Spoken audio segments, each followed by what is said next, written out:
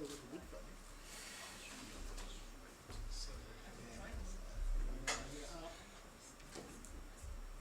need someone to tell us how to do the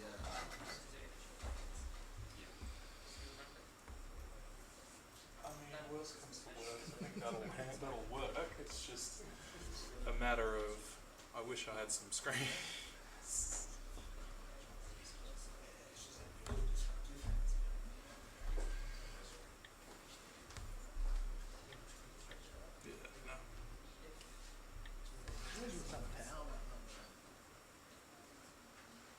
Wouldn't it be great if it was just a...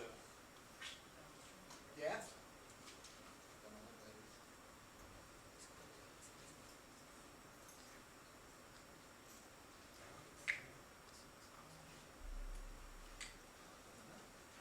think it's just not... No one's probably used it since last year. Very likely. Well, there's still a couple of things going on.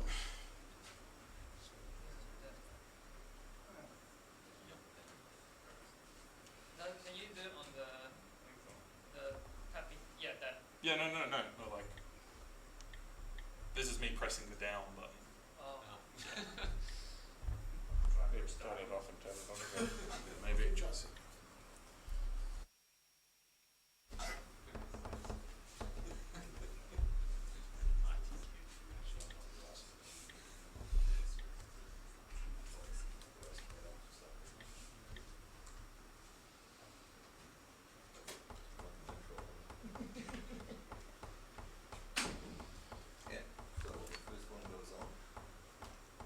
No, the problem is this.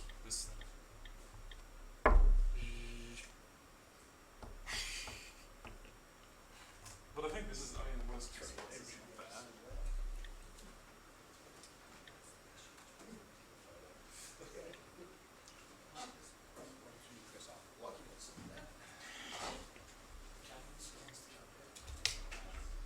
try turning it off and on again. That's what we just did.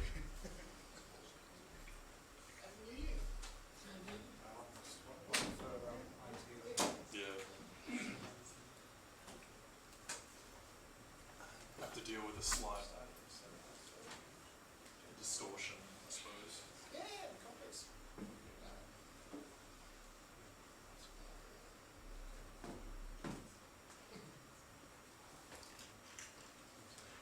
It's still legible.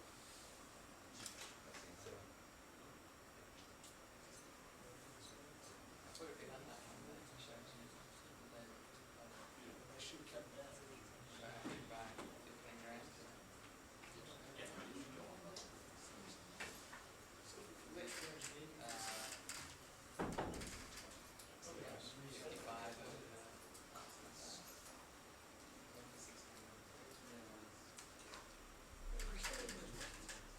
Give it a shot. You probably have to reset it. Is there a more off than pressing it off, or because if you turn it off and on again, which what we did. You did that already? Yeah. Might not really have been on. I'm thinking, is there a more off than just pressing off, Well, there's like plugging it out or something?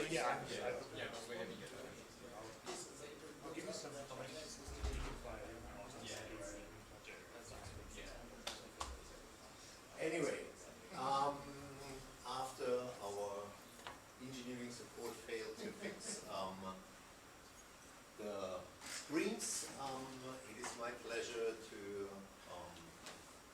introduce Daniel Classen, who is our PhD student associated with mathematics and height, who is going to give his first year summary on StatFEM for Misspecified sea surface temperature simulations and inversion. We all know Daniel. He has 45 minutes and 240 slides, so I don't know, Daniel. he's a PhD student, you know him. I do know Daniel. Okay, Daniel, take it away. All right. Welcome. It's a pleasure to kick off the complex systems seminars. Hope I do a decent job. I'm trying my best to not be hyperbolic all of the seminars I've ever had to give have been to bored school kids, so I've had to try and entertain them. I understand when you're doing research, you probably don't want to make things seem more special than they are, so I'll try not to do that. But if I haven't had the chance to meet you, yeah, my name is Daniel, first year PhD student. A little bit more about myself. So my 1 year mark will be the end of next month. My principal supervisor is Thomas, co-supervisor is Ed, and then I have an external supervisor, Connor, who is currently in Cambridge, but sort of a lot of the work I'm doing are sort of related to applications of a lot of his work. Broadly speaking, areas, so computational statistics, a lot of numerical modeling, some Bayesian inference work. But more than anything, I'm partnering with Tide and the Tide enabling team. So I'm personally quite interested in the practical applications of a lot of these ideas to the environmental sort of sciences, environmental modeling. So just to add a little bit more context to the presentation, 1 year mark, February 27th. I've never done a PhD before. This is obviously the only one I've done or I'm doing. So I'm not quite sure the progress people make over the course of their PhD. I have no references, but I think it starts with finding the direction you want to go in. And I would say I've made good progress towards finding the direction I'm kind of interested in and I want to go in. And I'm starting to try and apply some of the ideas I've spent the past year just sort of reading about in textbooks. So with that being said, we can actually make a start. When we talk about modeling, I think a lot of the emphasis gets put on the correctness of the model, and what we are looking at today, the sort of ideas of model misspecification and uncertainty quantification, I wanted to sort of bring the theme together. An obligatory quote by statistician George Box, 1976, wrote a meta paper on the use of statistics in science. All models are approximations. Essentially, all models are wrong, but some are useful. The key sentiment being, models are wrong, but even when they're wrong, they can still be useful. So the sort of idea, the sort of basis in which we're working here in the rest of this presentation is models that we're examining aren't necessarily correct in the fact that they're trying to describe some physical phenomena with perfect accuracy. They're probably missing parts of the phenomena, the interaction of several complex systems that are sort of occurring in nature. The parameters are probably wrong, but even when they're wrong, the models can still be useful. And they can be useful if we correctly quantify their uncertainty. The worst kind of model you can have is one that's wrong, and you have no idea how wrong it is. So to put that a little bit into a more sort of recent perspective, this was a letter published in Nature, kind of annoying that this is weirdly distorting it, but there's a letter published in Nature just last week.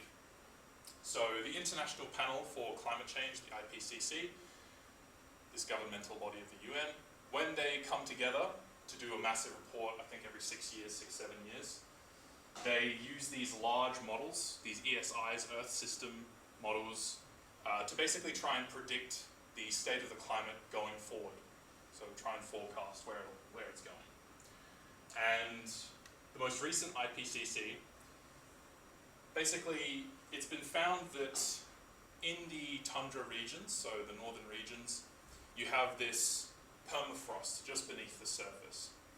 And that permafrost originally, it was acknowledged as a physical thing that exists, but a lot of these models tend to gloss over it.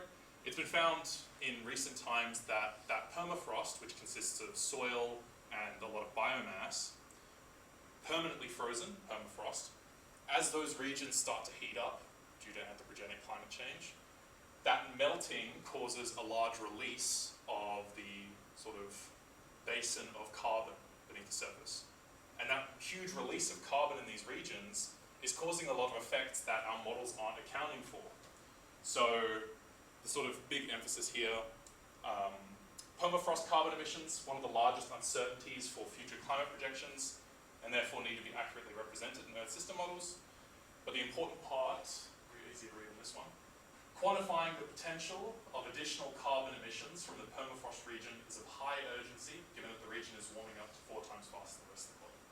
So only 2 out of the 11 models used actually had any kind of terms related to this cycle, and the ones that did managed to run contrary to what the most recent research even says is happening. So they have a more complex effect than just releasing carbon.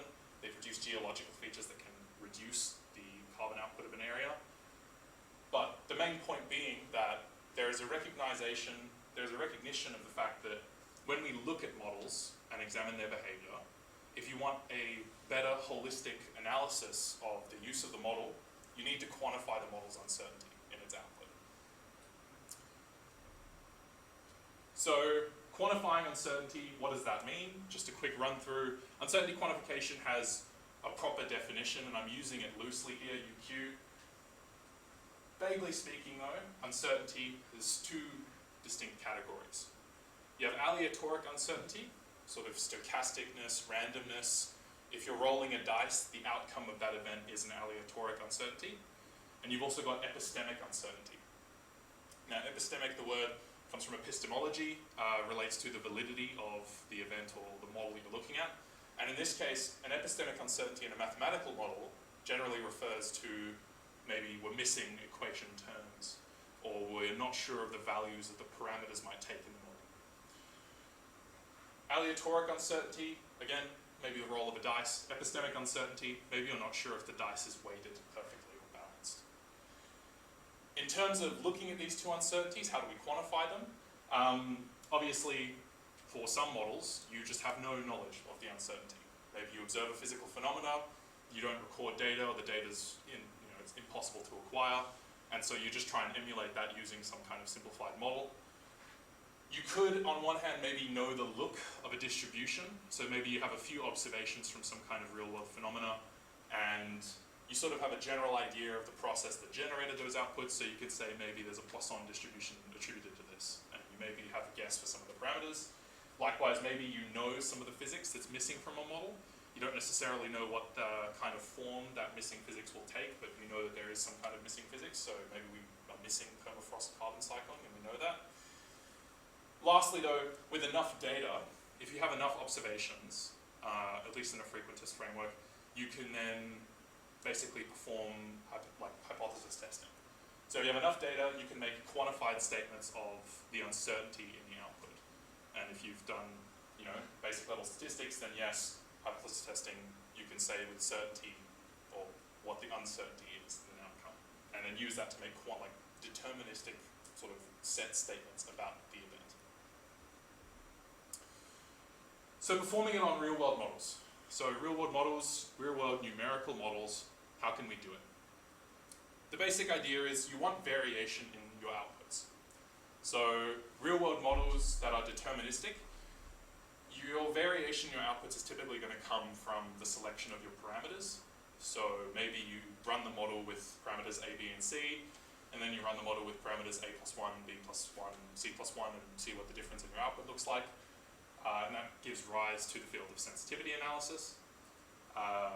But ideally, if we're looking from a probabilistic kind of framework, we want a probability distribution over our model outputs.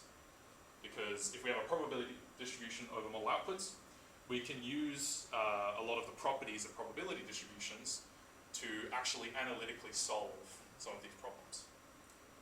Then, if you have this uncertainty in your output that's given by some kind of probability distribution, you can synthesize that with what we do know, and that typically comes in the forms of observations and data. So, what we're working in this presentation, sort of Bayesian inference framework, the probabilities we're discussing are not necessarily the frequency at which they occur, given prior observations. Instead, we have a sort of prior belief in the occurrence of something happening, a prior probability distribution. And then we synthesize that with the likelihood of the observations we have in order to produce a posterior distribution. Try not to completely fill it with Bayesian inference stuff, but that's vaguely what we're working in. So, how do we do it? How are we going to do it? My answer for this is the Statistical Finite Element Method, and the reason that's my answer is because a lot of engineering-based numerical models these days are being simulated inside finite element methods. And not only that, a lot of the problems that you encounter in the real world have maybe boundary problems or sort of domain problems that are very easily solved using a finite element method. Obviously there are other numerical methods you could use, but the finite element method is useful for also sort of propagating probability distributions, which we'll talk about in a second. But in order to sort of explain what StatFEM is, for those that I've been talking about it too, but never given a full explanation, I'm going to use the Poisson equation just to talk about it. So, Poisson equation, I've tried to be very inclusive with the notation. Negative u prime prime equals some forcing function f. We're defining it just on the interval 0 to 1, and we're fixing the ends at 0. So, steady state heat diffusion along the rod. If you want to solve this, great. F equals 1, you can just integrate it twice, put your boundary conditions in, and you've got your analytical solution. But the thing that we're kind of interested in, obviously, is solving problems that come from a wide variety of different places. Probably going to be a little bit more complicated than just a 1D Poisson equation. So in order to solve them more generally, we need a numerical method, finite element method. So I'm going to try and motivate the finite element method, or do my best to. If you've ever just seen it in an engineering class and it's just input these into Abacus, there's a result. This is going to be my attempt to sort of explain it analytically, what's happening. And it starts by me relabeling this as what we call the strong form of this problem. It's the strong form because it has all of the implied continuity and smoothness requirements that this implies, so the existence of second derivatives, etc. A weak formulation of the problem is something that maybe is less restrictive when it comes to the smoothness of the solution. And an easy way of attaining it, and both cover the same height, an easy way of attaining that is by basically saying, okay, let's propose the solution comes from this function space V with its certain properties. And let's take what we call a test function from that function space, little case V, multiply both sides by that, integrate over the domain, and this is the start of the weak formulation of the problem. There's a couple other points that get involved, so in order for this to be properly defined for all V and exist for all U, we need V to be square integrable, so the square root of integral exists in order for it to be properly defined on a Hilbert space. And we also need it to satisfy our boundary conditions. So we need V to be 0 on the ends. And that basically just gives us this function space for free that satisfies these properties. We pull U and V from that function space. It's something called the Gaussian method, but you don't necessarily have to do that. You expand the left-hand side via the product rule, and we get the full weak form of the problem. And if you know your product rule, the sort of end term got thrown out because on the ends we've got Dirichlet 0 conditions. So we now have this problem here. Find U such that this is true for all V in that function space. The next thing the finite element method does is we're going to discretize onto a mesh. So a mesh, it's this sort of union of bounded intervals along the complete domain. And what we do it in a kind of intelligent way. We define a function space that consists of all continuous, linear, piecewise functions along that sort of defined on each of these intervals. And you can think of that as basically just simple like linear kind of drawings of functions along this interval where each of the stoppage points in the piecewise function are defined on each of the n points in the interval we've created. Because it's a function space made of these continuous linear piecewise functions, it's going to have a basis, and since U and V come from this function space, which is the subspace of the previous function space, they are nothing more than just the coefficient vectors of our basis functions. So if you think of vector function spaces, when you have a vector, it's nothing more than the coefficients of the basis vectors that you're working with in the vector space. Similar thing here, our solution is just the coefficient vector applied to each of these basis functions.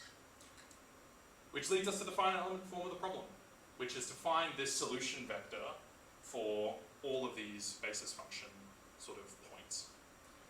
Now this looks a little gross, but the reason that this is useful is because if you stare at it long enough, you've got several indexes that you're working over, you can actually turn it into, oh that's horrible, you can turn it into a linear system. So this is A UH equals B, which is just the similar, sort of the simple kind of form of a linear system of equations.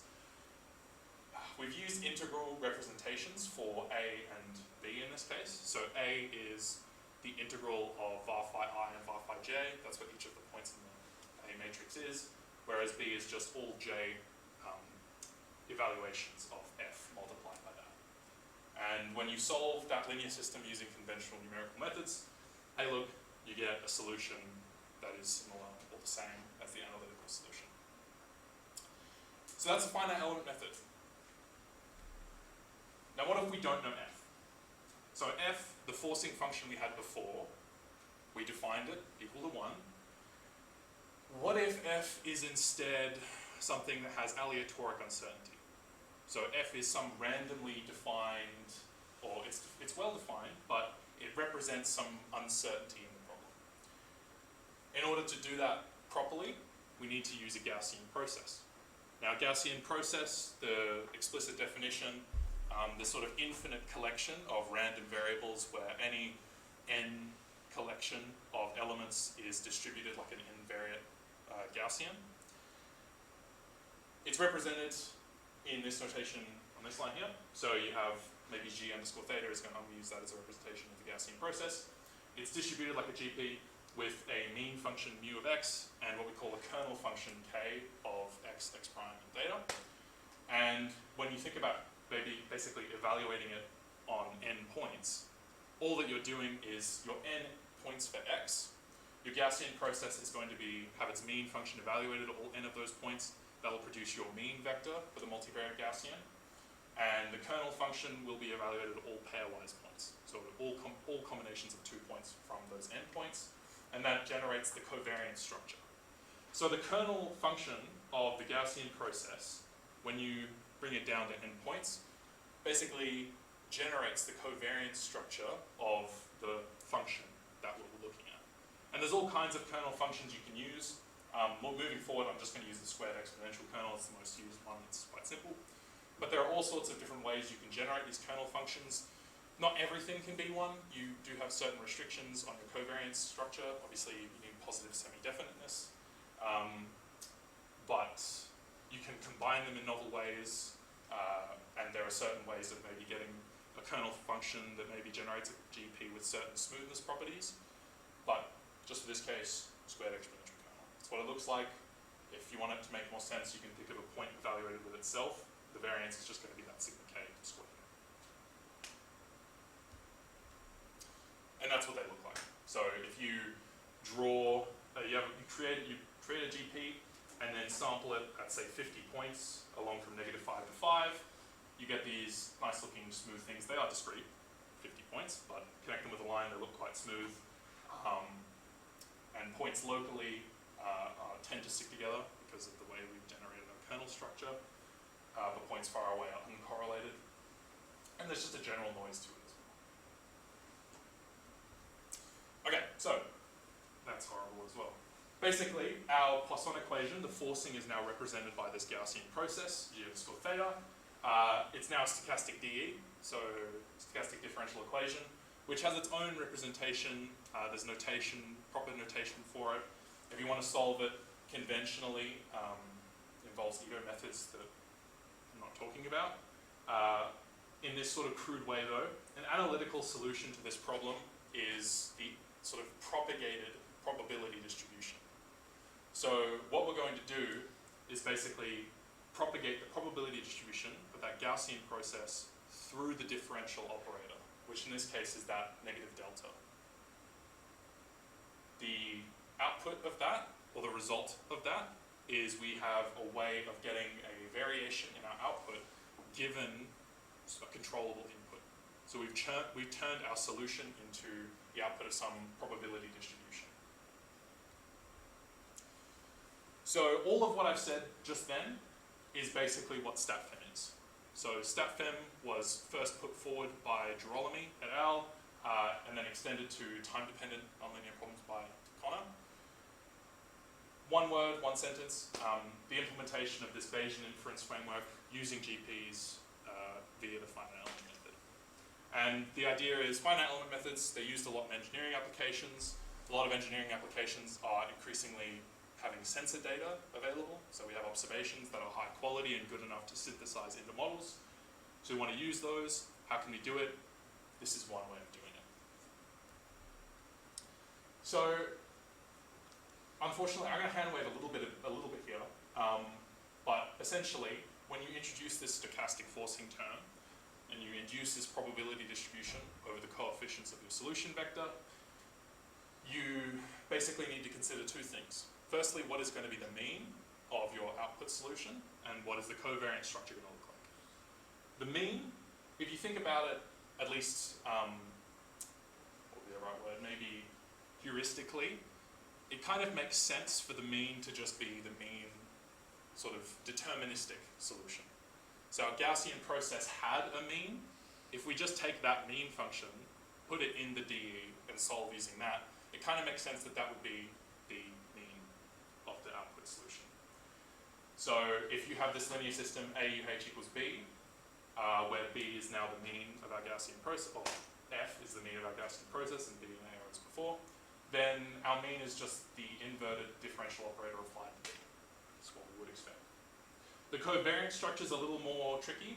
So the covariance structure, this sort of product of inner products, is a little stiff to sort of think about if you aren't thinking about where these functions are coming from and where they're defined over.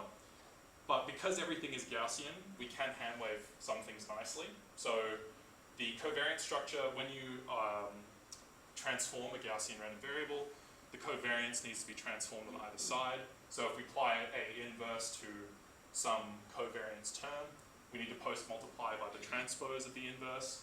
Likewise, if you want to project the covariance structure onto the finite element function space, you need to pre- and post-multiply by this M matrix, which is in finite element computations referred to as the mass matrix, and it's used for projections like this all the time. And then lastly, the kernel matrix here, just the pairwise evaluations of this kernel function. So you do that, this is what you get. So the deterministic solution from before is in that dark blue line. I've drawn, I think, 10 functions from the probability distribution generated by stochastic forcing term, f equals 1, or it's a Gaussian process with a mean function of f, which is equal to 1. And I've just used generic parameters for the kernel. But the beauty of this is essentially now we have a way of generating samples from a ODE that potentially are distributed in a controllable way.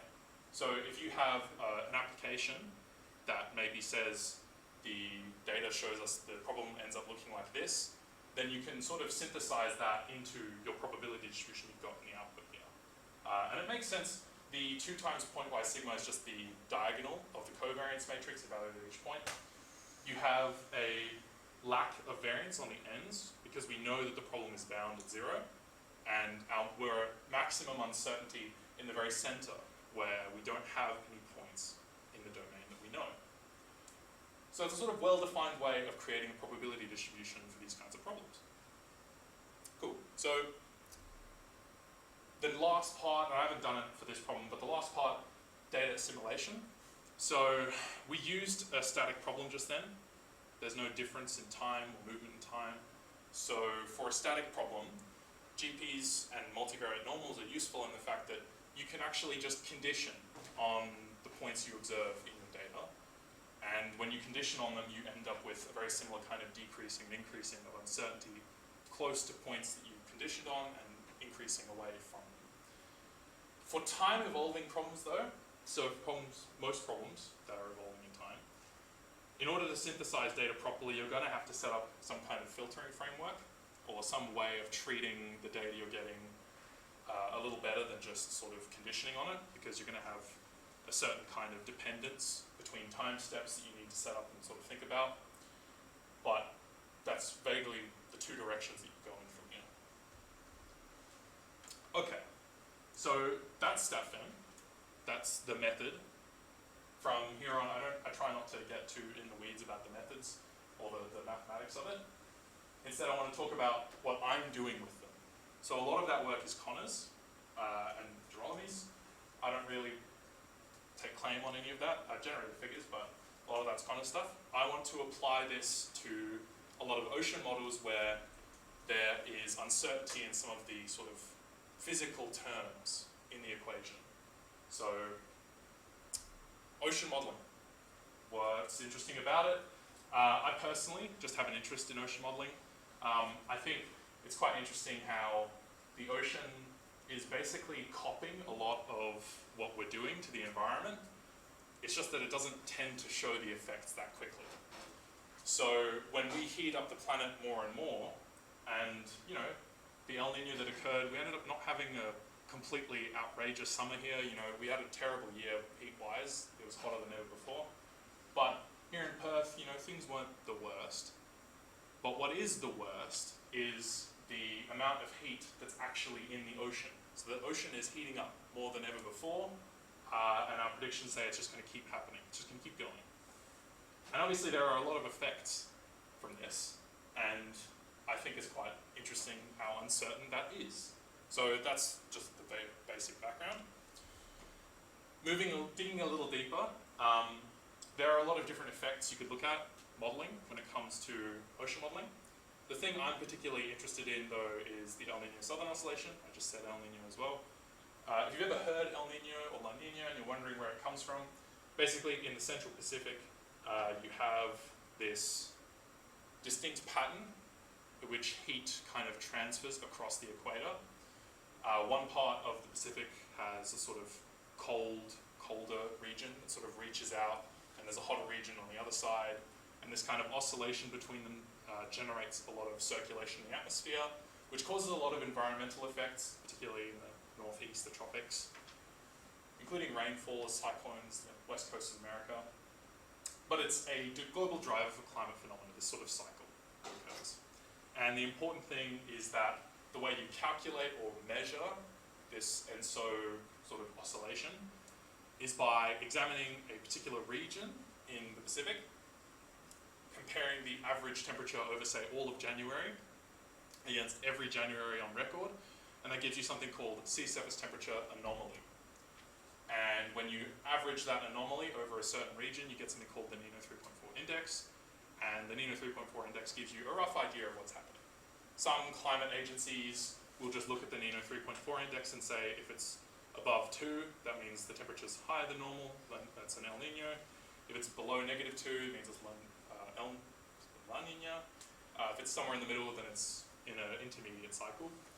The Bureau of Meteorology, they're a little bit more specific, so they'll take this index and combine it with something in the atmosphere, some other indices, in an attempt to sort of better categorize it, but just sort of give an image of what we're looking at.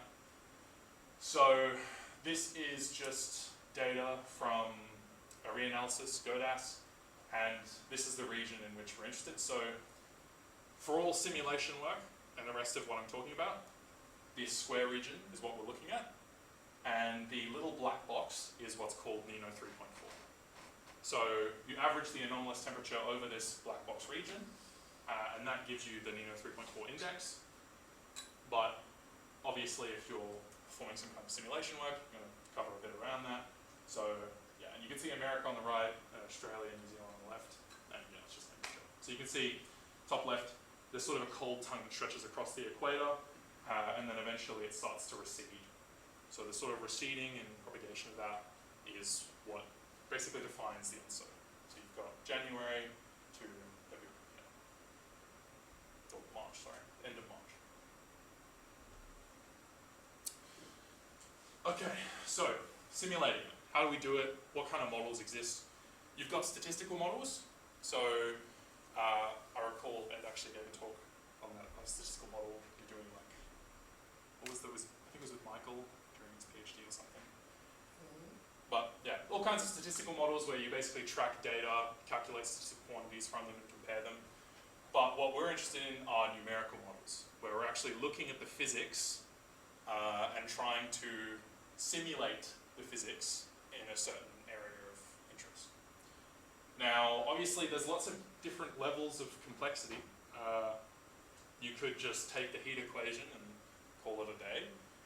You could maybe go to the Bureau of Meteorology and ask them how they're simulating it. You know, in applying ideas of StatFEM, I think we want to value simplicity. We want to value something that's very parameterized, probably clearly wrong in a way, in order to quantify the uncertainty and sort of synthesize data into it. So, intermediate complexity models, just to give you an idea of the scale, are roughly 9 equations or so, split into 3 different systems, maybe a few parameterizations. But then GCMs and high complexity models are, you know, there could be 20 equations plus on supercomputers and whatnot. So we're interested in ICM, something simple. The first model I ended up looking at, I ended up sticking with to an extent, is the Zebyak-Kane model. So there's 3 things here on the screen. The top right is just a diagram of what the Zebyak-Kane model basically looks like. The top left is the structure of the model, and then the bottom left is the SST parameterization you actually see in that diagram. But just to explain very quickly, basically Zebyak and Kane in the 80s, they were interested in modeling the ENSO, and they came up with this 3-part model consisting of, I think it's 7 or 8 equations. It starts with this atmospheric convergence model. So they seed the atmosphere with a certain wind function on this domain, and then run it until the wind stress across the surface of the ocean has reached a convergent state. Then they take that convergent wind stress, run it through this ocean model that tries to simulate the movement of water along this, you know, certain depth ocean model. And then they take all of the quantities calculated from that ocean model and drive this sea surface temperature parameterization, where basically they're trying to calculate sea surface temperature anomaly by using mean states. So the barred quantities are mean states, and then the unbarred quantities are the anomalous states. You've got U1 is surface currents here, WS is upwelling, and then TZ represents basically this thermocline profile, so coldness and heating coming from below, and they use this linear approximation for it. It's a good model, and I'm interested in looking at it, but I thought perhaps there's some kind of simpler, non-anomalous version of it, and fortunately there is. So the Bartlett-L formulation, basically this is just a simple PDE. You've got the change in temperature and time, this Newtonian cooling term, here sort of modulated by the difference between the current temperature state and some flat, steady state radiative heating term. Acting on this currents, the gradient in temperature, then you've got the upwelling is this sort of, if upwelling is present, there's a heavy side function activating this sort of difference between the current temperature and temperature in the mixed layer. So heuristically speaking, change in temperature is modulated by this sort of diffusion, sort of Newtonian cooling term, the action of currents moving heat around, and then the temperature that comes up from upwelling. So the great thing about this is we don't have to worry about mean states versus anomalous states, which would be statistically quite strange to work with in the previous model. And we have a whole set of parameters that we could look at. And a lot of these parameters are of interest to ocean modeling. So the sort of first 3 here are spatially and temporally dependent. The temporal dependence here is just represented by this n because I end up discretizing later on. But the spatial dependence, you've got upwelling velocity at a certain point in time and space, current velocities, time and space, and then thermocline depth deviations. But then you have a whole bunch of just scalar parameters. So statistically, there's a lot of interesting things that we can look at here, maybe applying some kind of prior distribution on these and seeing how they get propagated through, and then forming some inference on them. Inversion, maybe approximate one of these with a Gaussian process and see what that ends up looking like if we have sort of specific parameters for the Gaussian process. But for now, just to get it up and running, let's force them with data. So the only data set that has these at a decent resolution, or has some of them at a decent resolution, both temporally and spatially, is this reanalysis data set GODAS? It's the only one that's publicly available. I'm sure that there are products I could inquire about to get more accurate data, and I probably will at some point. But for now, surface currents we're forcing with data, spatially and temporally resampled and interpolated. Likewise with thermodepth deviations, so we calculate those by hand. So the raw data is just the depth, the approximated depth of the thermocline. You just calculate the deviation from the spatial mean, spatially temporally resample. And then the upwelling, just for now, hard and fast approximation, just put a sort of activation function on the thermocline, see how far we can get with that. And it's got its own parameters here that I've just set them. We'll see where we can go from this. So this is the sort of hand wavy bit, doing the maths on the model that we've got. You end up with this linear system. All of these represent, most of these terms besides the alpha W, epsilon W, T naught, and delta T represent matrices or vectors in our finite element formulation of the problem. And when you sort of add, so this is deterministic, there's no noise on this problem. When you add a Gaussian process to it, we've done a Crank-Nicholson discretization in time, so we need to think about integration of a stochastic process over time. Euler-Maruyama can handle it, and we end up with this distribution over the next temperature field. So just to sort of think about this descriptively, Tn, so the previous temperature state, is this vector, and it's almost a parameter in our distribution. The distribution, samples from it, come from the next time step. So this mean is just the action of the differential operator on this non-noise added problem. And the covariance is again that A inverse pre-multiplication, A inverse transpose post-multiplication on the projected kernel matrix. So doing that, we also need to think about data assimilation. Since it's a time-evolving problem, we need to think about filtering. So let's set up a Gaussian state space model, pretty regular.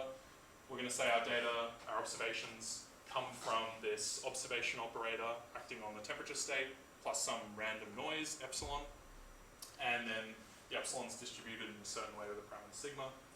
And we basically are predicting. We're basically simulating the next time step and synthesizing data into it to get this ensemble. Well, we will be doing it in an ensemble, but we're doing it in a filtering framework to sort of predict the next step. EnKF equations, they get a bit messy with the notation in terms of what's a matrix and what's not. So this T naught ensemble is what we call the starting ensemble for the Ensemble Kalman Filter, and it's basically just the column-wise sort of state vectors. So a temperature state is represented as a vector, a column vector, and you have an ensemble of them, and we initialize the simulation using the data. So our first temperature state is an observed temperature profile. We set up our data matrix, which is the same thing, but the next temperature state observed from data. Then what we do is we generate the forward prior ensemble state matrix. So we sample from that distribution we had before to generate the next time steps temperature profile in each of these column vectors. Then we calculate measure statistics on the ensemble, and we use those in a Kalman shift to sort of move our estimates towards the data. The reason an EnKF is being used here, so it's a linear Gaussian state space model. You could just use a regular Kalman filter. You could use any kinds of linear particle filtering techniques. We're using an EnKF, I think, or I'm using an EnKF because there's an idea that we would extend this to a nonlinear problem, and the calculation of covariance forward in time for this kind of equation is quite difficult. It's a lot easier to look at an ensemble, which ensemble methods are used widely in oceanography and atmospheric sciences. It's much easier to look at that look at the covariance structure from the ensemble and then use that in the equations instead. Yeah, but there's lots of space. And if I was publishing or looking properly, I'd validify this using a regular Kalman filter as well. But you do that, use a whole bunch of set parameters. So the data's on this large, wide basin, but we resample to fit the finite element method point mesh. So there are n horizontal and vertical cells. So we have a 21 by 21 grid. We're going to temporally get a simulation going in about a week. So get points weekly. You have parameters for your additive Gaussian noise, noise for the measurement observation model. We're going to run it with 10 ensemble members, use Neumann boundary conditions. That's kind of controversial. Obviously, you're going to have heat fluxes across the boundary of the problem. Sea surface temperature isn't exactly, a very contained conservative system. So heat would be coming over the boundaries, but just for this problem, just for now, Neumann boundary conditions are the easiest to implement in the finite element method. They actually get applied. And then all of the model parameters we've got, let's just set them to their default values. So you do that. I wasn't sure this is going to look on this screen. So there's 6 images here. The top left is the SST profile for the first ensemble member. The top right is the Kalman shift mapping on that first member towards the data. Middle left is the observed sea surface temperature. Middle right here is the ensemble mean, so you calculate the mean across all ensemble members. Then the bottom left and the bottom right are just the differential operator and the added sort of temperature from that linear system. Just added temperatures are just on their own, but the multiplicative operator is just acting on the identity vector. And this is for 2006, 1st of January. Looking forward, these are weekly time steps.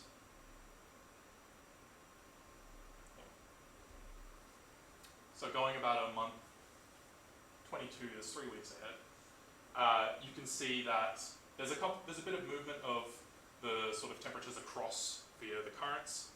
The Kalman shift mapping is mostly working on the noise that we've added both through measurement and through the additive Gaussian process noise.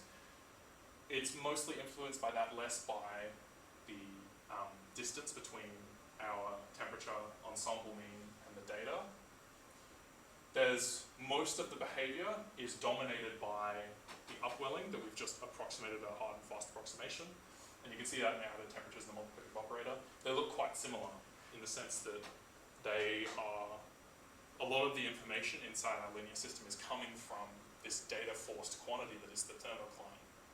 So it makes sense that that would dominate a lot of the behavior we see in the system. But I've done the computational part of this, which was probably the hardest, getting it up and running.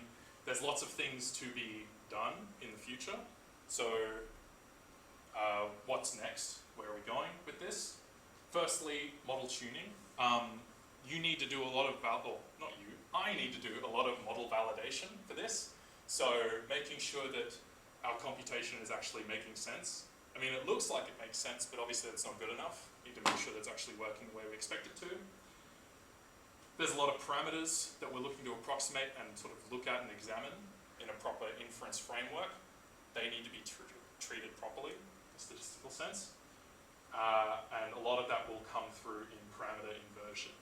So the original algorithm I wrote up for this actually had parameter inversion, where we were maximizing in each time step a likelihood to get the assumed MLE estimate for our parameters.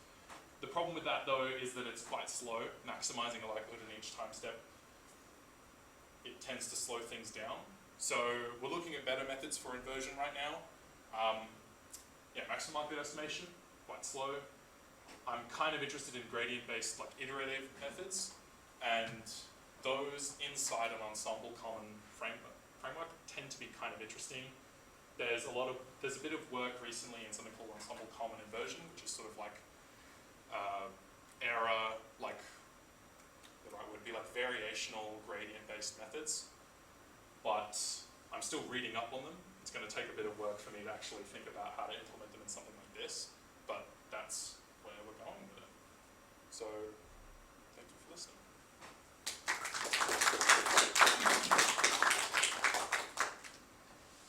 And I guess, does anyone have any questions? Quickly, my task. Thank you very much, Daniel. Very nice to see that we have Samson here who wants to ask the first question.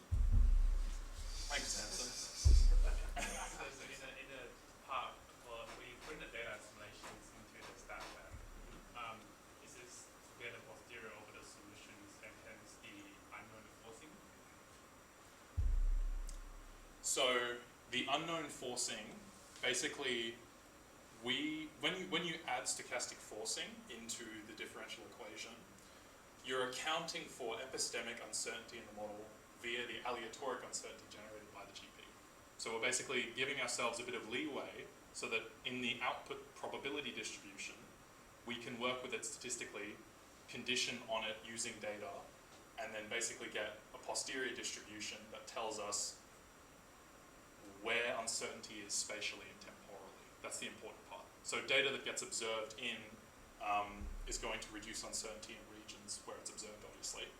But regions far away from where it gets observed would be where a lot of the uncertainty lies.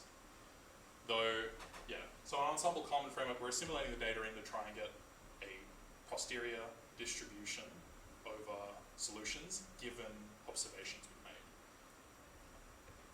But then, obviously, at the end, I'm kind of interested in the inversion part of it. So using that distribution to then try and approximate some of the input parameters and unknown forcing functions. Anyone else? So this is more just to clear up my confusion than anything else. So the example you showed us at the end, you were doing a simulation of observations. So you have uncertain state. What I was less clear about was whether you had one of these forcings of the forcings of physics itself. So the unknown. So you're talking earlier about having Gaussian processes to modify various terms. Did the example you show us include that sort of thing or not? Yes. So. It did, okay. Deterministic system, deterministic model for sea surface temperature evolution, given the model that we defined earlier.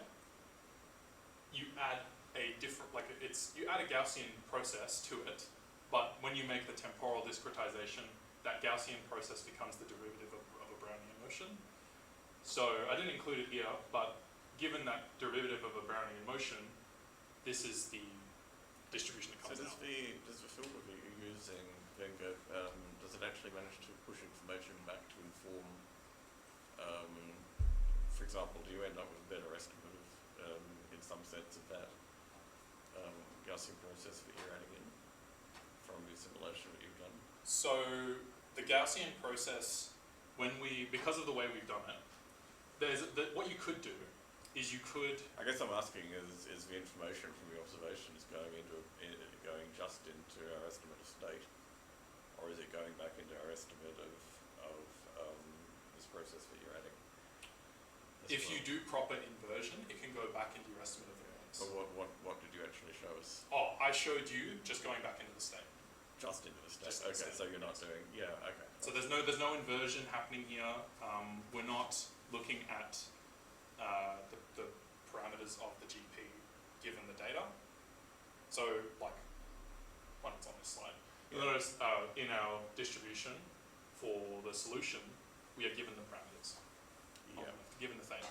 Okay. So there is inference to be done where perhaps we aren't given the theta, and we need to do some kind of online Bayesian inference. There's a lot of different techniques for that, so MCMC and whatnot, but not yet. Okay. This is just. I was just getting a bit lost. That's all. So I wanted to know exactly what it was you were doing. Yeah. Thank you. Other questions?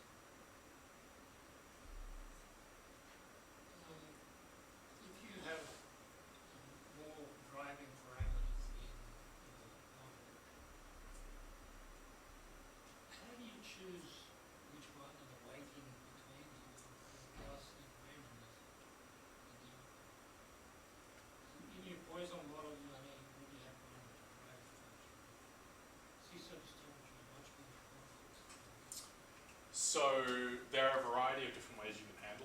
So in this case, what we're doing essentially is we're taking all of the forcing that's happening here and letting it represent the mean of a single Gaussian process. So the covariance structure of the output distribution is entirely determined by a single kernel function. That's a single GP that we're using. But what you could do is basically let one of these be a GP, let one of these input sort of forcing data-driven terms be a GP, and then run that forward. You'd have to propagate it through the operator, which would be quite difficult. But in that sense, when you perform inference, you could then independently examine the parameters of both of those GPs. But in this case, all that we've done, all that I've shown, is just a single GP that is basically encapsulating all of these. But it's the same as in which you, in a Bayesian inference problem, would say, you know, our Newtonian cooling parameter comes from a uniform distribution. Our upwelling comes from a normal distribution.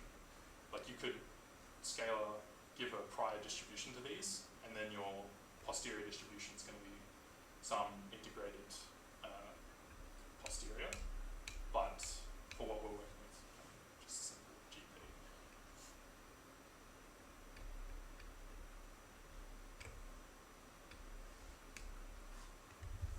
Yeah.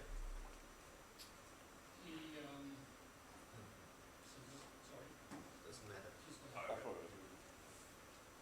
Is the plan still to go to the coupled system, ocean atmosphere? I want to.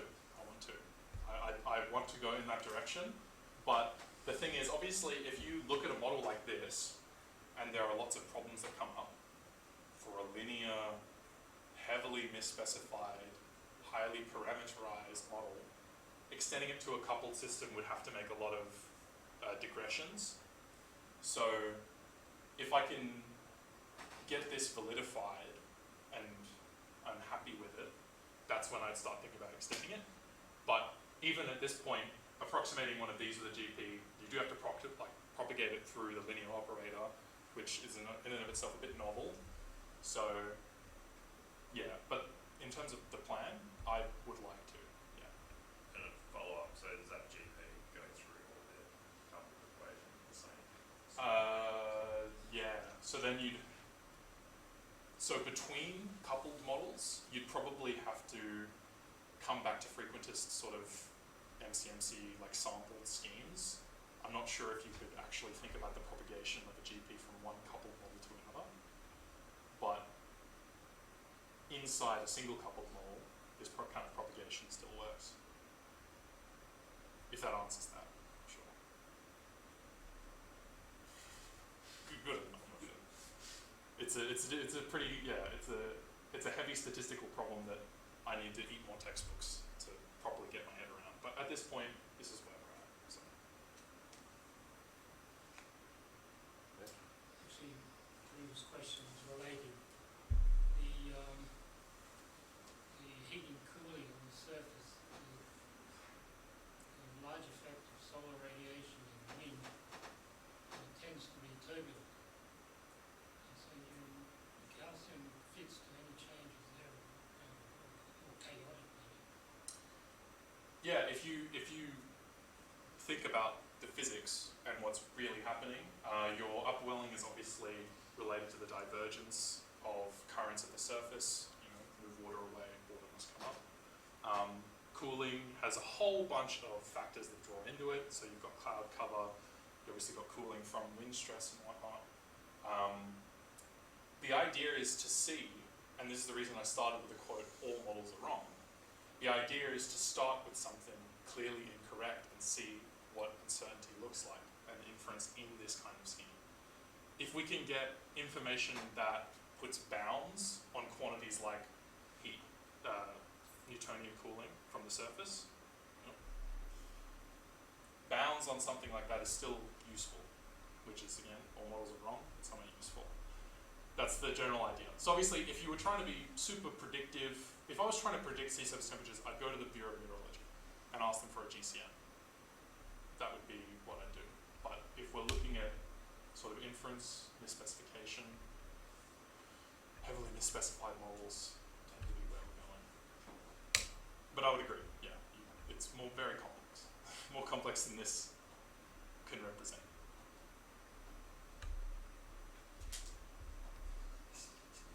Just keep going, yeah. So coming from an engineer's perspective, Okay, now what's stop. what's the advantage of doing this on a Monte Carlo? So a Monte Carlo,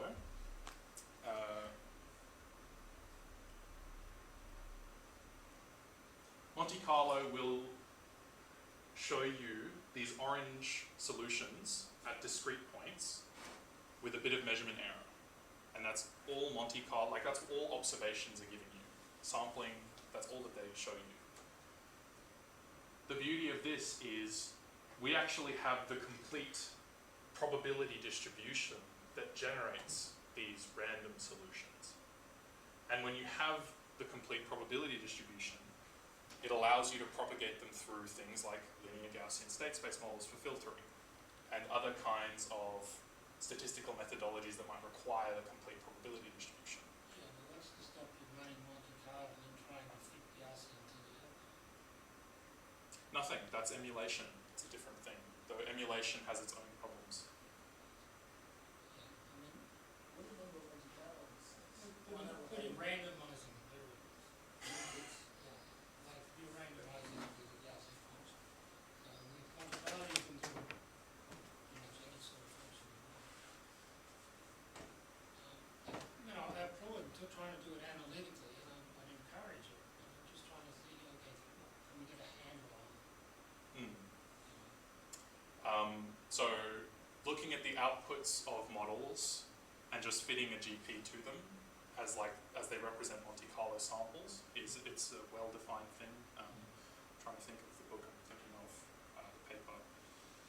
Stewart's emulation. Samson knows what I'm talking about. Do you know the paper I'm talking about? We're doing Gaussian process emulation. It's the big paper called. Because we've talked about it before. I can't quite remember, but it's a well-defined thing. Yeah. Doing it in this analytical kind of way, it's basically the idea of StatFEM in and of itself is you have online observations and you want to perform this data synthesis. The key is the data synthesis part. And then when you have this synthesis framework set up, there's all kinds of inversion you can perform. Sensitivity analysis is a lot better because you actually have a distribution rather than not knowing the true distribution things come from. We have, in a sense, a true distribution for things. So there's a lot of power to this kind of format. I agree, maybe I haven't shown the benefits explicitly in this kind of presentation, but... Is it fair to say that there's power to it, but it's also more limited in what sort of systems you can apply it to? Like, yeah, absolutely. You need, I mean, if I'm right, you need to have a linear system in order to have a linear PDE or whichever it is.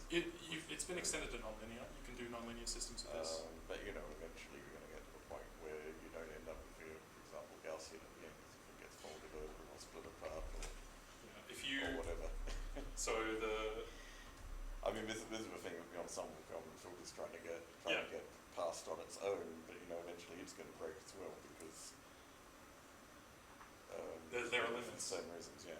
If you approximate all so of these, that's the benefit of the Monte Carlo approach is that you can follow all of those things through and it's robust to that. This is more efficient in the cases where it can apply.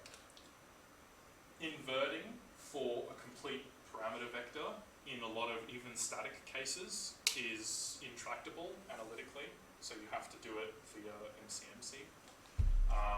If you're doing a kind of, approximate this with a GP and its own hyperparameters, and then these via some prior distribution, then you'll probably need an MCMC framework as well. So in that sense, you can't do the full propagation analytically, but you can get this far, which I think is the power of StatFEM, in the sense that you've got a solution probability distribution. Maybe it's a prior, but you can involve it. And I think that's probably the line. Okay, we are already over time, so I declare this meeting closed, especially because Brett and I have a meeting now. Thank you very much, Daniel. Thank you.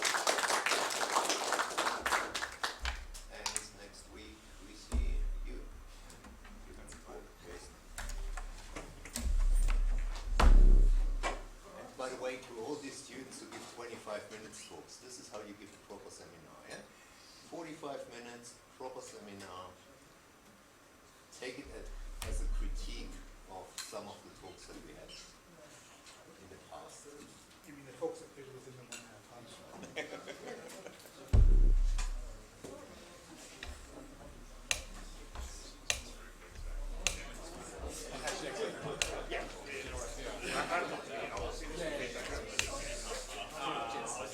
I mean, I went on, I don't know.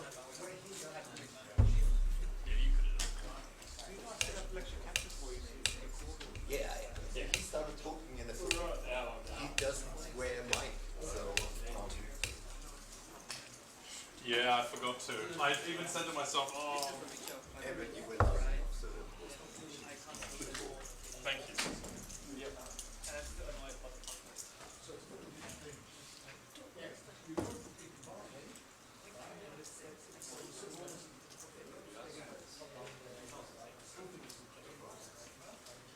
Sorry, put you on the spot. This is actually quite a few of these stuff. Obviously, can be your behavior was the. Yes.